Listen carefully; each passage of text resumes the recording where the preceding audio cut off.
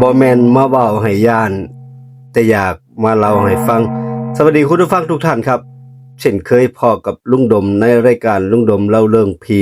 19 นาฬิกาวันศุกร์วันเสาร์อาทิตย์พอคุณผู้ฟังอยู่นี่คุณผู้ฟังท่านใดที่มีเรื่องเล่าอยากนำออกอากาศสามารถส่งเข้ามาร่วมสนุกกับทางรายการของเฮาได้โดยส่งเข้ามาที่3แพลตฟอร์ม3ช่องทางครับคุณผู้ฟังคือเก่าครับลุงดมเป็นคนเล่าคุณผู้ฟังเป็นคนฟังฝากคุณผู้ฟังกดติดตามกด Subscribe กดแจ้งเตือนเป็นกำลังแรงใจกับผู้จัดครับพาคุณผู้ฟังไปฟังเรื่องเล่าที่เกิดขึ้นอยู่อำเภอบันไพจังหวัดขอนแก่นครับเรื่องเล่าเกิดขึ้นเป็นเรื่องร้อนๆเป็นเรื่องจริงที่คุณผู้ฟังส่งเข้ามาร่วมสนุกกับทางรายการของเฮาครับในอดีตบริเวณอำเภอบ้านไผ่จังหวัดขอนแก่นมีเรื่องเล่าที่คนพื้นที่เพิ่นเว้าให้ฟังว่าแบบนี้ครับ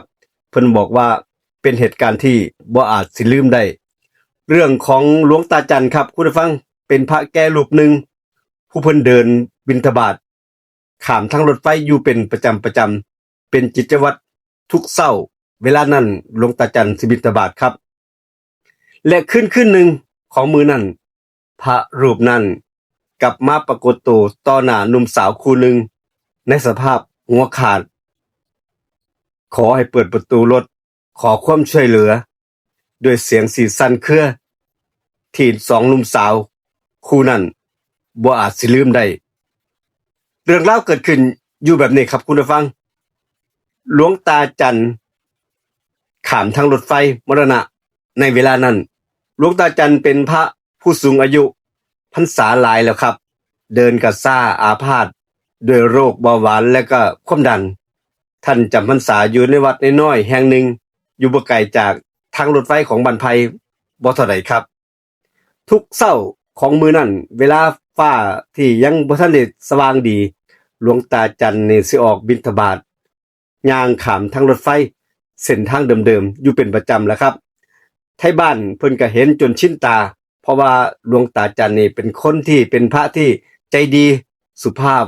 เว้าน้อยและบ่เคยรบกวนไทบ้านแม้แต่เรื่องใดๆครับแต่ช่วงเวลานั้นรถไฟสายอีสานสิแล่นผ่านยามมื้อเช้ากับยามมื้อแลงเช้ามืดตั้งแต่ตีห้าแล้วก็ยามมื้อแลงช่วงเย็นๆเสียงหวูดรถไฟดังกึกก้องแต่เมื่อพระชรารูปนั้นแก่ชราลงการมองเห็นหรือว่าการเดินอาจสิบ่ได้ยินเสียงรถไฟอาจสิได้ยินเสียงเบาลงบ่เห็นรถไฟผ่านมาแล่นมาในตอนนั้นมื้อหนึ่งเรื่องราวเกิดขึ้นแบบนี้ครับชะตากรรมของหลวงตาจันก็มาถึงในตอนเช้าของมื้อนั้นมีคนเห็นกลุ่มไทบ้านนี่แหละยืนมุงดูกันอย่างแน่นอยู่ทางรถไฟตรงสะพานนั่นเองมีเสียงห้องไห้เสียงสูบสิบและความเงียบงันที่ชวนให้ขนลุกบนทางรถไฟมีร่างพระนอนคว่ำหน้าจีวรสีเหลืองเปื้อนเลือดลำตัวนี่ก็ยังคงอยู่แต่ศีรษะหายไปบ่มีผู้ใดพบหัวของพระรูปนั้นแม้แต่ชิ้นเดียวไทบ้านต่างเว้ากันว่าเป็นเสียงเดียวกันว่านั่นละหลวงตาจันแน่ๆเลยหลวงตาจันแน่ๆเลยแล้วย่างข้ามมองนี่ล่ะมองทางรถไฟนี่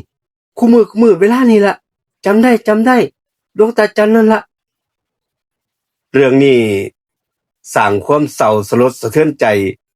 ไปทั้งหมู่บ้านเป็นการตายที่บ่มีผู้ใดอยากให้มันเกิดขึ้นบ่มีผู้ใดคาดคิดและที่สำคัญเป็นการตายในลักษณะหัวขาดซึ่งถือว่าเป็นอาภัพแรงตามความเชื่อของคนอีสานหลังจากมื้อนั้นเป็นต้นมาครับมีคนพบพระรูปนี้แหละเดินอย่างช้าๆข้ามทางรถไฟยามค่ำในเวลาวันพระตอนวันพระนั่นเองทั้งที่หลวงตาจันมรณภาพไปหลายปีแล้วครับก็ยังมีคนเห็นอยู่ตลอดเวลาหมากระฮ้อนในตอนนั้นของมื้อวันพระหลายปีหลังจากที่เหตุการณ์นั้นผ่านไปครับมี2หนุ่มสาวคู่หนึ่งเพิ่นได้ขับรถจากกรุงเทพมุ่งหน้า ว่าสิไปจังหวัดร้อยเอ็ดผ่านบ้านไผ่ตอนดึกๆราวสักตีสามตีสี่ทั้งสองคนเกิดอาการง่วงยังน่าประหลาดใจเมื่อขับรถข้ามทางรถไฟมาเกิดการอ่อนล้าจึงตัดสินใจจอดรถนอนพักตรงที่กลับรถใกล้ๆกับสะพานข้ามทางรถไฟนั่นแหละครับคุณผู้ฟังอากาศยามนั้นดึกเงียบสงัดช่วงตีสามตีสี่ครับมีเพียงเสียงลมพัดเบาๆพวกเขาลดกระจกลงมานิดเดียวพอได้หายใจในหน้ารถทั้งสองคนได้รับชนิดอยู่ในสภาพเวลานั้นเขาบอกว่ามีคนเล่าให้ฟังว่าเขาครึ่งหลับครึ่งตื่นเสียงเรียกยามวิกาลดังแว่วๆมากครับทำกลางความเงียบเสียงเคาะประตูกระจกดังก๊อกก๊อกก๊อกวัตถุบางอย่างมากับ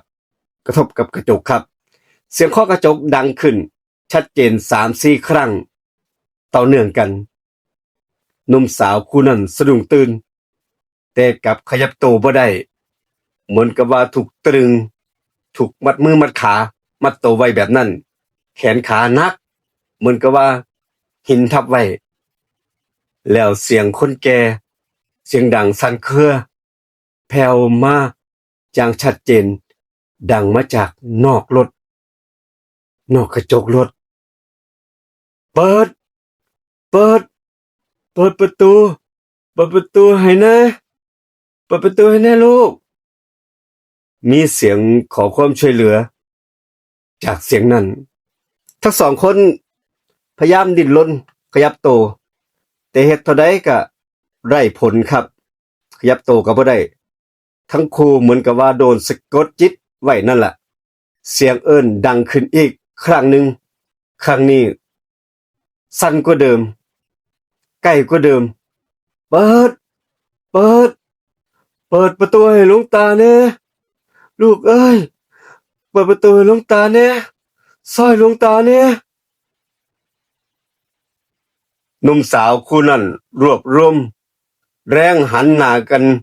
มองหน้ากันอย่างซ่าๆไปทางกระจกด้านซ้ายด้านขวาเขาทั้งคู่เห็นภาพต่อหน้า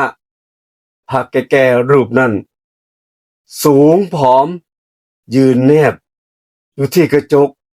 ใบหน้าเหี่ยวย่นเน่าเปื่อยน้ำหนองไหลจากดวงตาเลือดสีแดงไหลตามร่องแก้มเหมือนกับว่าเพิ่งโดนเหล็กหรือว่าโดนรถไฟบดขยี้มาใหม่ๆนั่นเองแต่สิ่งที่ให้ทุกคนทั้งสองคนนี้หยุดหายใจได้ก็คือตอนแรกพระรูปนั้นมองเบิงมีตัวตนสักพักหนึ่งหัวหายทันใดนั้นพระรูปนั้นได้หายแวบไป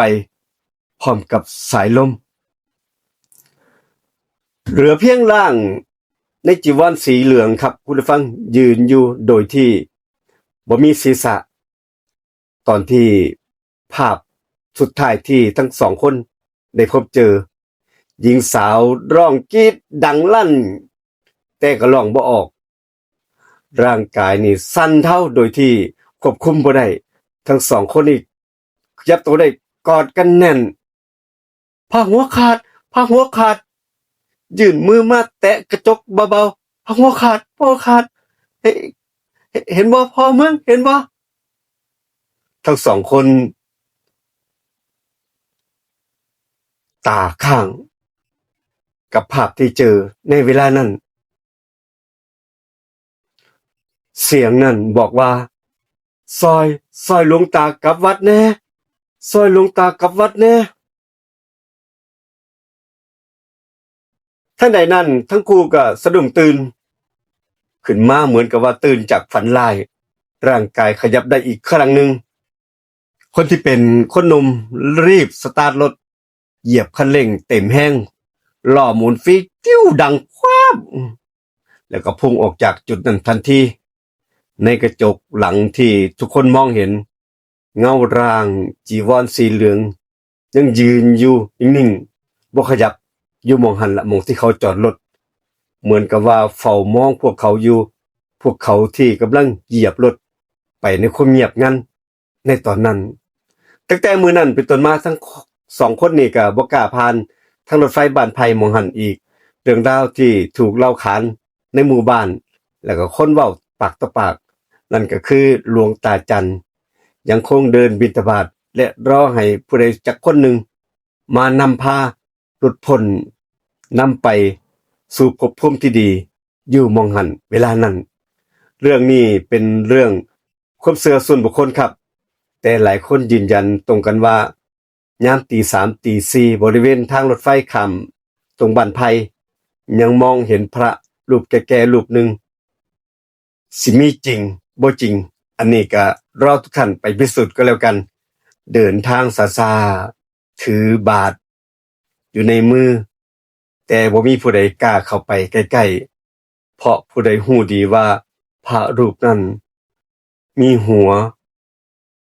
หรือว่ามีแต่โตวนี่ก็คือเรื่องราวที่ผ่านมาเมื่อครั้งอดีตสำหรับคุณที่ฟังที่ส่งเข้ามาร่วมสนุกกับทางรายการของเฮาได้ครับขอบคุณอีกครั้งหนึ่งสำหรับห้องบันทึกเสียงรถทัวร์เรคคอร์ดเล่าโดยลุงดมเล่าเรื่องผีมื้อนี้ลาคุณฟังไปก่อนเจอกันเรื่องหน้าคลิปหน้าครับคุณผู้ฟังคลิปนี้เรื่องนี้ไปก่อนฝากคุณผู้ฟังกดติดตามกด Subscribe กดแจ้งเตือนครับสวัสดีครับ